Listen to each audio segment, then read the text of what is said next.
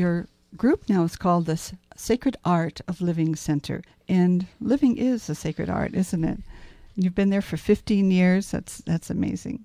Do you want to share with us about this workshop that you're having at Nativity Lutheran Church? That's Sunday, March the 6th from 1 to 4 p.m. We do an event a couple times a year for the community called the Circle of Life. And some people can't travel to other programs and workshops that we do. So we try to bring guest speakers here from different parts of the country and different parts of the world. This particular Circle of Life, for the first time in 15 years, I'm going to actually do a presentation myself. And the reason I chose to do that, firstly, it was to honor the 15th anniversary of the center, but also it ended up March 6th was my wife's birthday. Oh. And I thought it was a perfect time for me to share a little bit with the community of Mary's contribution and what it's been like to lose her, for myself certainly, and for the center, and really for the community. It's been a tremendous loss. And so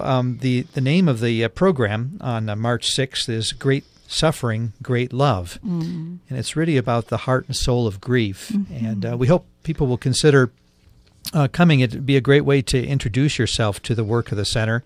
It's going to be at Nativity Lutheran Church at 1 o'clock in the afternoon. And by the way, people can go online and purchase tickets for that or for any of our events. And our website is sacredartofliving.org. Just maybe a word about that topic, great suffering, great love, because, it really is a circle of life. That's why we chose that term to describe the fact that you can't separate all of the losses of life with all of the great joys of life. The two just always fit together.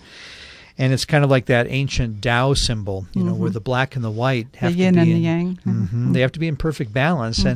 But all of us, not just those who have lost loved ones through death, but all of us are continually moving in and out of the flow of deaths, losses with health and with aging and with the economy and with our jobs. Those are real losses too. And absolutely. Then there are recoveries from those and gifts that sometimes even come out of those losses. So this will be a chance to explore that for the community, and hopefully it'll be a time to come together and not just cry together, but also celebrate together the gifts of the great loves of our life. Right. And what I know about experiencing things with you is that it's also going to be a very healing event.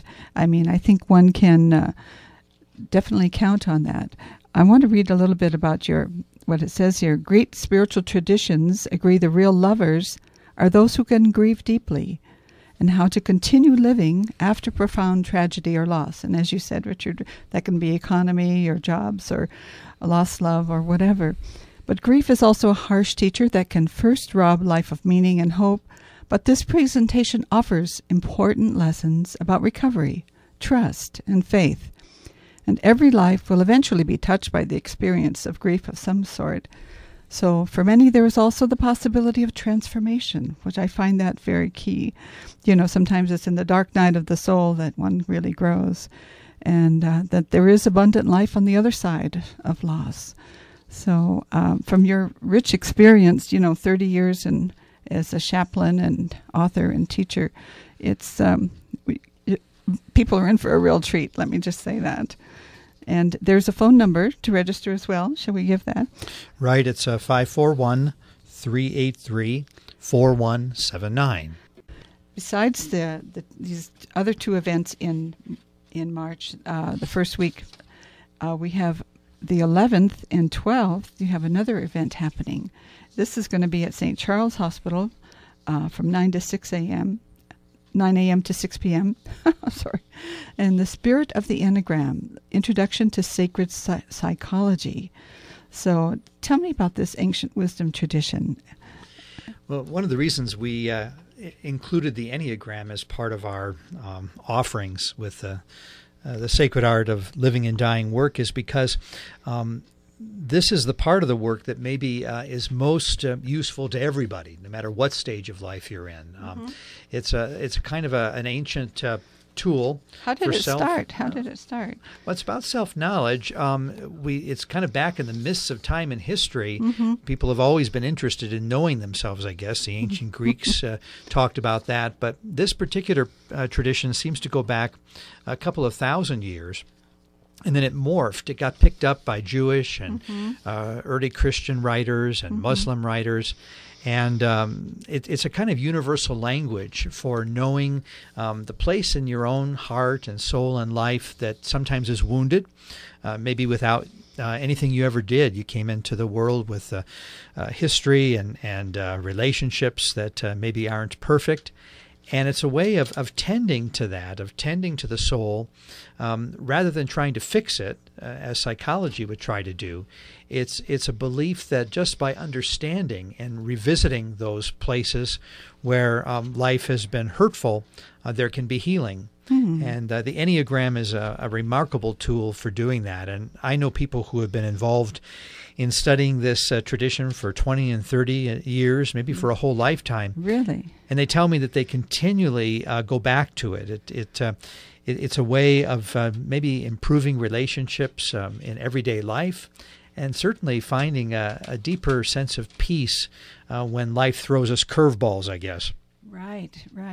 And there are how many numbers on the Enneagram? 9? There's 9 different types, 9 different sort of styles or ways of being in the world.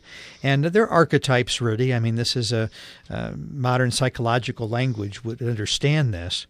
But underneath it, each one is a different dimension.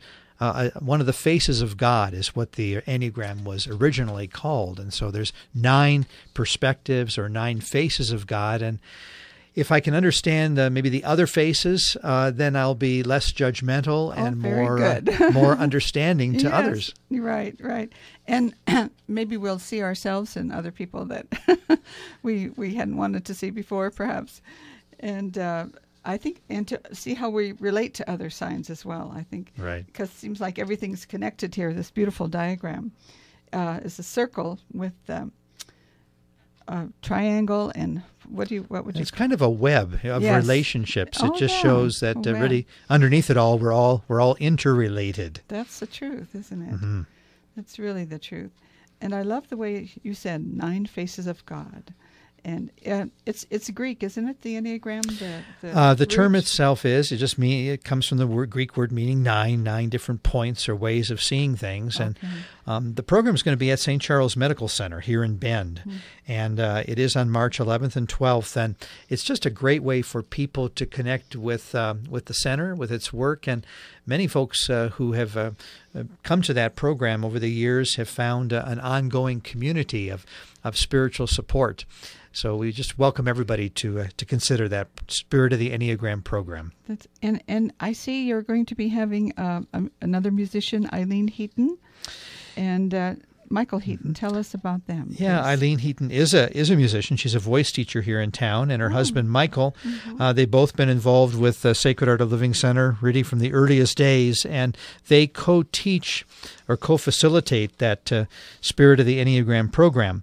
And so on March 11th and 12th, you really have an opportunity to benefit from 3 people who have done a lot of life work around this great spiritual tool.